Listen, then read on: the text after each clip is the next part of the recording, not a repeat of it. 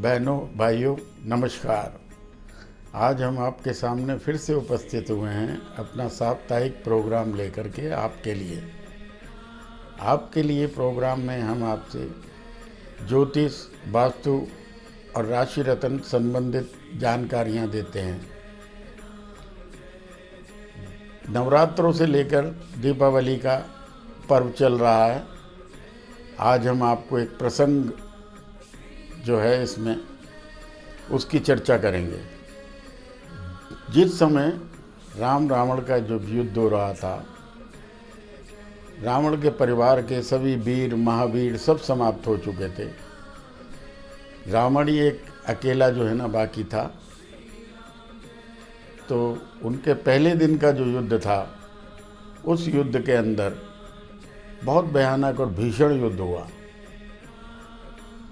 उस पहले दिन युद्ध में राम जी का पलड़ा हल्का पड़ा और राक्षसों की उस समय जीत हुई।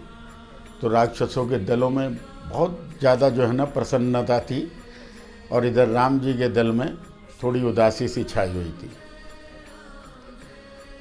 जिस समय जब कोई महत्वपूर्ण कोई बात होती है,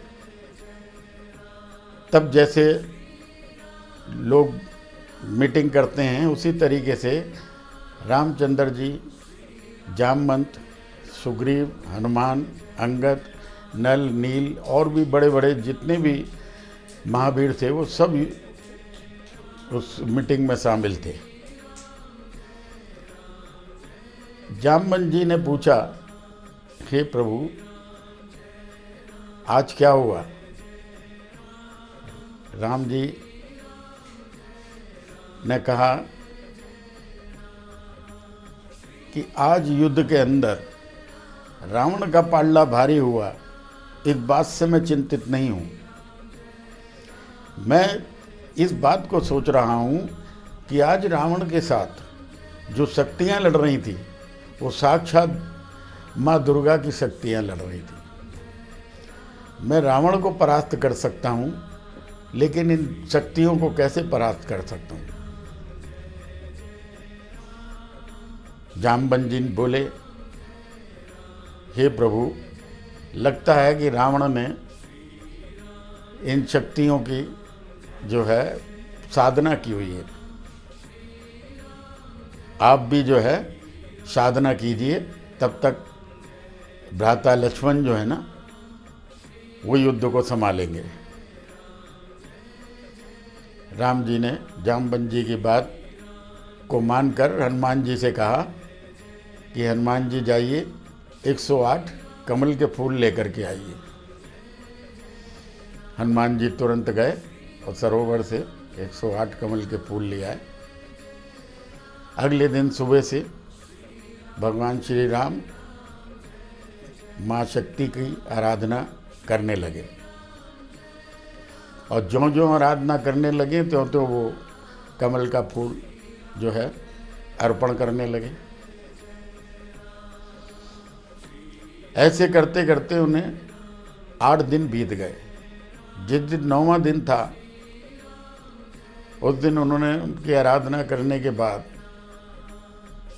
जब कमल के फूल चढ़ाने के लिए अपना हाथ थाली में बढ़ाया, तो 108वां जो पुष्प था वो उनको नज़र नहीं आया, वो गायब था। तो भगवान ने कहा कि ये तो मेरी आराधना जो है, जो साधना मैंने की है, ये अधूरी होगी और मैं अधूरे ही मतलब उससे किस तरीके से माँ शक्ति की साधना कर पाऊँगा। यही सोच रहे थे। तो सोचते सोचते उनके एकदम से उनकी माता जी का स्वर कानों में गूंजा कि वो उनकी आंखों को कमल के समान जो है ना कहती थी। भगवान ने अपना तीर उठाया और कहा, क्यों ना, जब मेरी माँ मेरी आँख को कमल कहती हैं और कमल के समान ही नेत्र होते हैं, तो क्यों ना मैं इस नेत्र को ही चढ़ा दूँ और अपना 108वां कमल का फूल। तो जैसे ही उन्होंने तीर उठा के अपनी बाईं आँख के पास ले गए, माँ शक्ति उनका इरादा भाप गई। उन्होंने तुरंत उनको रोक दिया और कहा, मैं आपकी परीक्षा ले रही थी कि आप साधना करते हुए कितने सजग हैं,